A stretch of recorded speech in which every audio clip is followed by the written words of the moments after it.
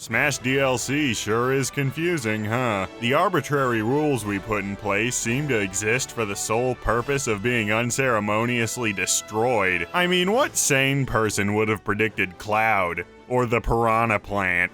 Also Joker from Persona. And now Nintendo higher-ups are the ones picking the characters? That's an entirely new set of variables.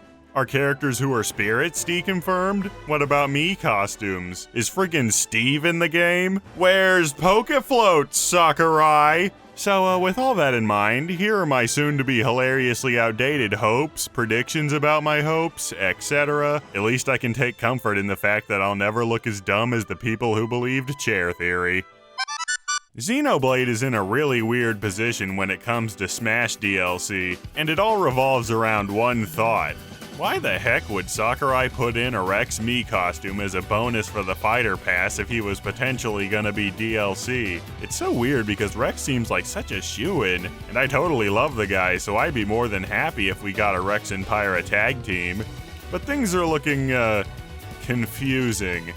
Unless we got Elma instead.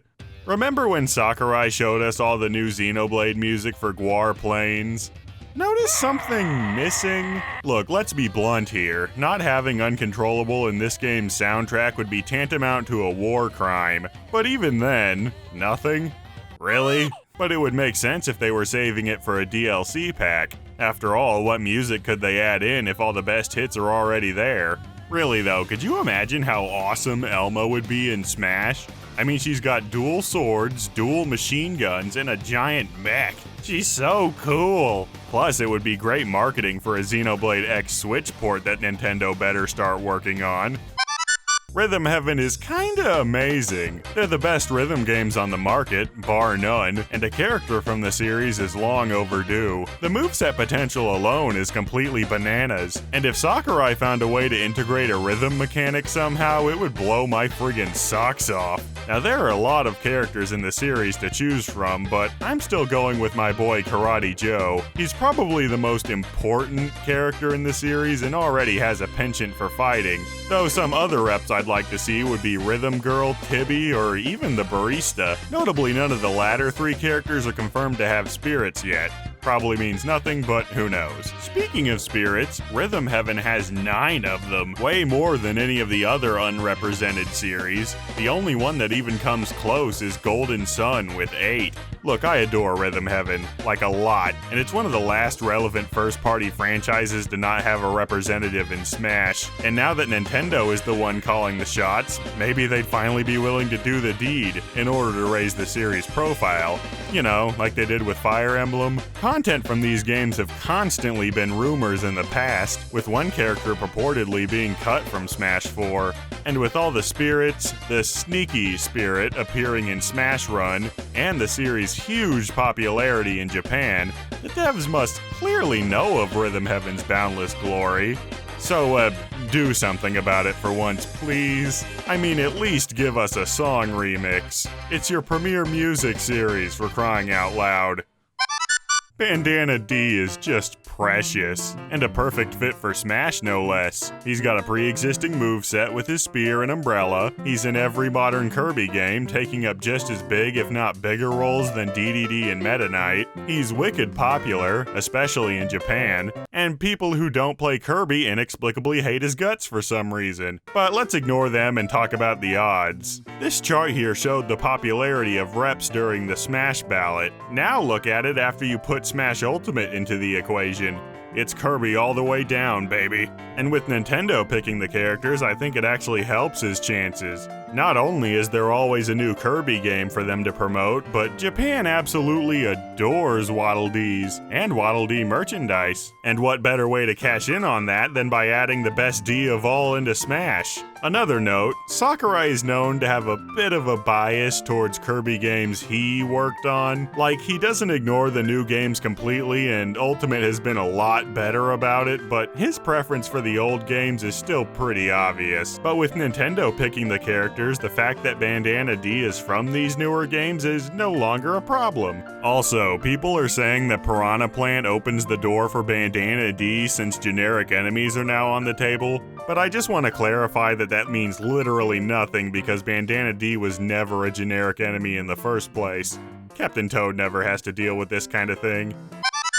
This is another weird one, huh? Under normal circumstances, I'd think an ARMS character would be inevitable. With Nintendo calling the shots, they'll absolutely want to promote one of their newest series, which, by the by, sold 2 million copies, just as much as Kirby and even more than Xenoblade Chronicles. But then Springman was an assist trophy and, it just makes me think again, why would Sakurai put this in if Springman was on the table for DLC? Well, I don't think they'll be removing any assist trophies, so I think Ribbon Girl has gotta be the series' best bet at this point. She's just as much a main character of the game as Springman is, and unlike Springman, she isn't super lame and boring. But then again, assist trophies not being on the table may just be another one of those arbitrary rules I mentioned, so I don't know. Moveset-wise, the series' potential is incredibly obvious. People say all they do is punch and grab, but that's not taking into account all the different arm types, like boomerangs, hammers, shields, lasers. It'd be a cinch to make a moveset around that kind of thing. Also, one final thing to point out, ARMS does not have any music in Ultimate. Like at all. And like with Elma, that's really suspicious. And it's not like the game is too new either. There are a lot of songs from games that came out around that time or after it, like Mario Tennis Aces or Xenoblade Chronicles 2. I mean, music from ARMS would be perfect in Smash, so who the heck knows what's going on there.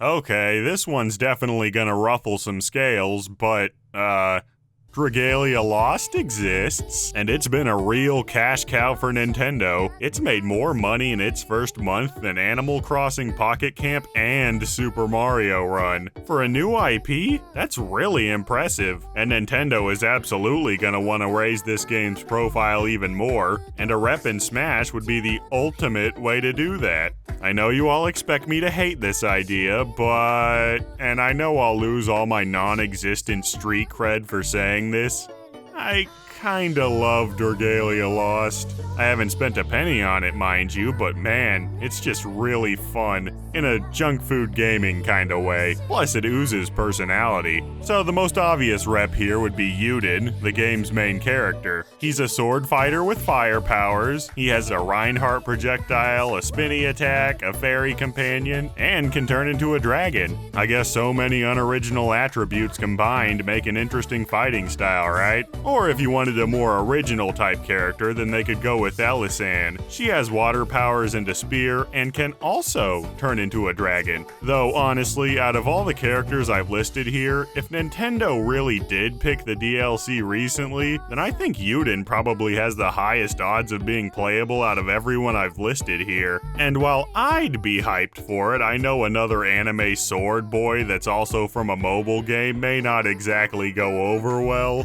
Then you remember Dragalia Lost's soundtrack would also get in, and then nothing even matters anymore.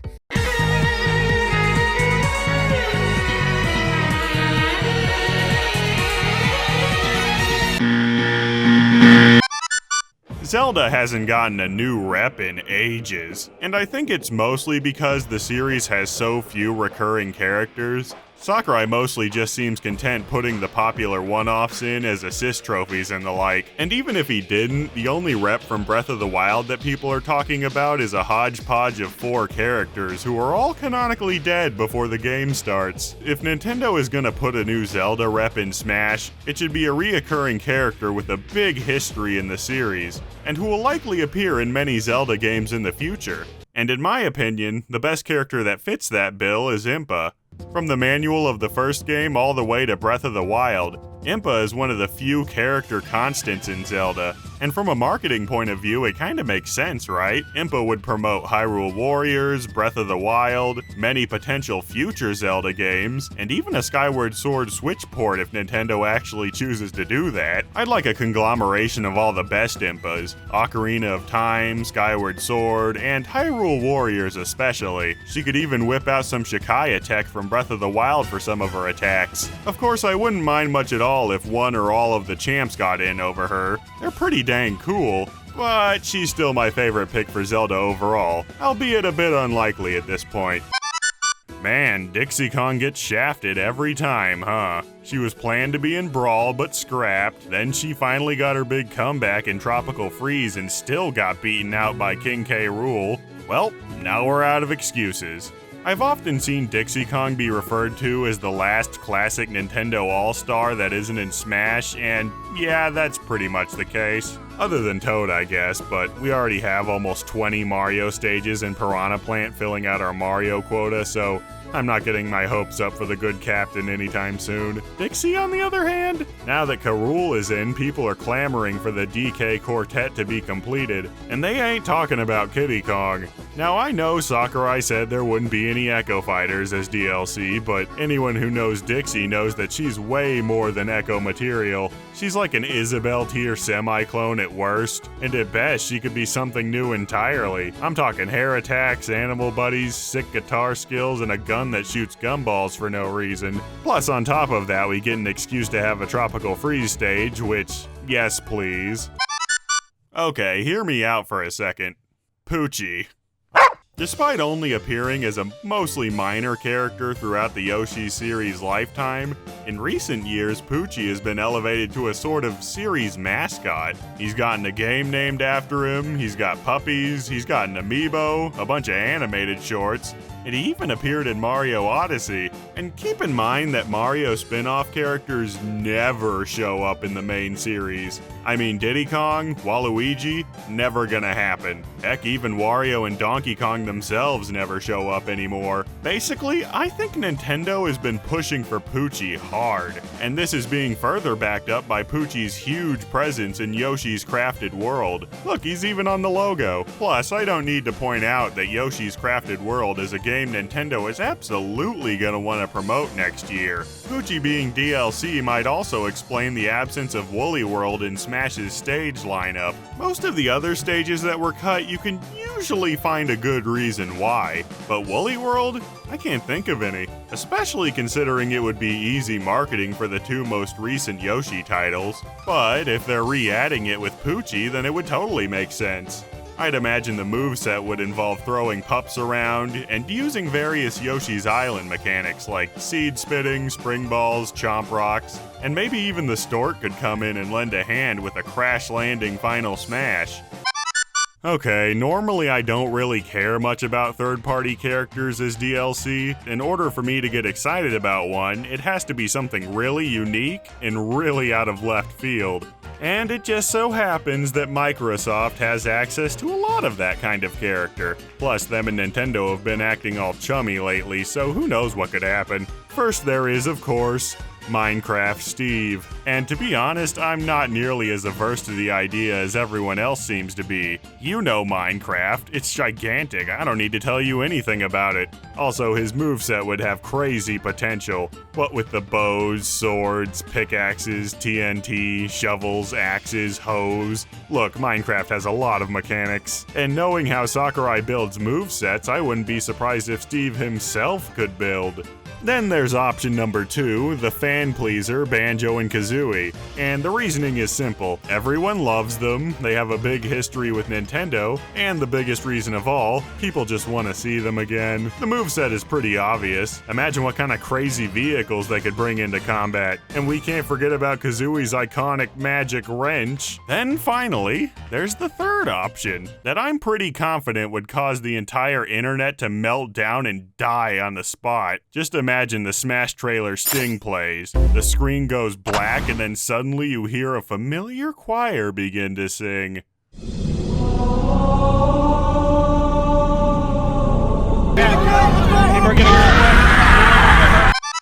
There have been a lot of rumors about a new Square Enix character being added as DLC. People are gunning for Sora and Geno, but I think the most likely character is one people don't usually bring up.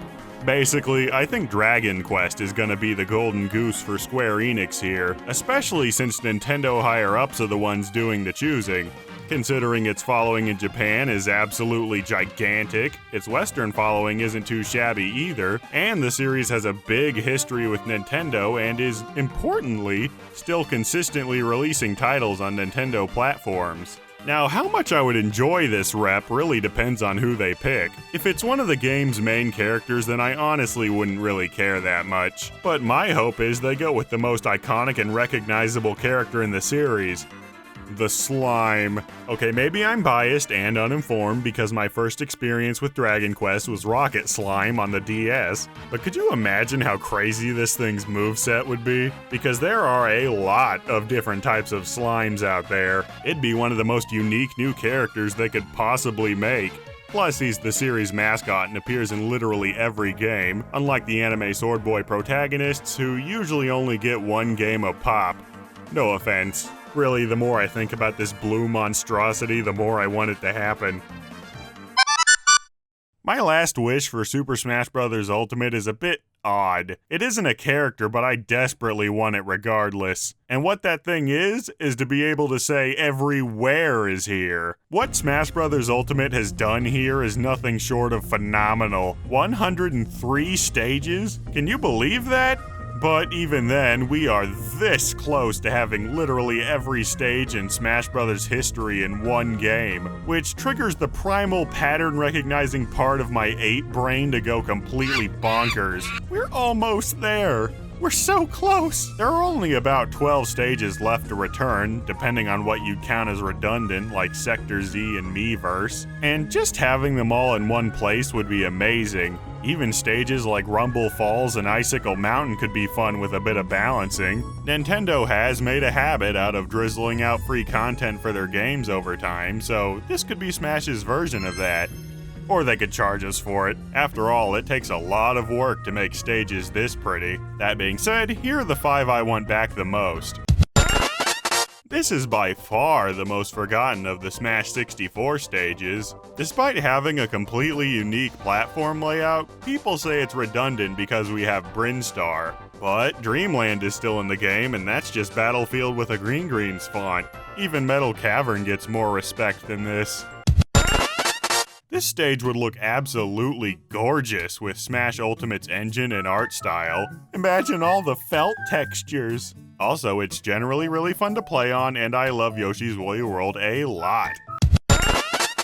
I'd like to see this stage come back purely for the huge graphical jump it would have to make. Even by Melee standards, this stage is pretty barren, so seeing it be brought up to the same level as Port Town Arrow Drive would be crazy. Honestly, this is the stage I'm most baffled didn't come back in the first place. I feel like it wouldn't be difficult modeling-wise. It's just kind of the perfect Pac-Man stage.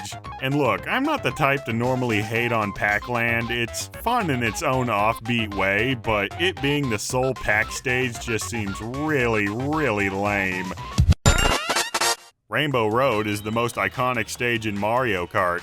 Mario Kart 7's Rainbow Road is arguably the best Rainbow Road in the series. This stage takes place on that Rainbow Road. It's loads of fun, and it would look absolutely mind-blowing in HD. So, what do you people make of this? Is there anyone you'd like to see that I didn't mention? What about characters that don't technically exist yet? Will Grezzo ever make a new Ever Oasis so I can rant about Tethu again? Was the arcade bunny behind the Grinch leak his revenge for not being playable?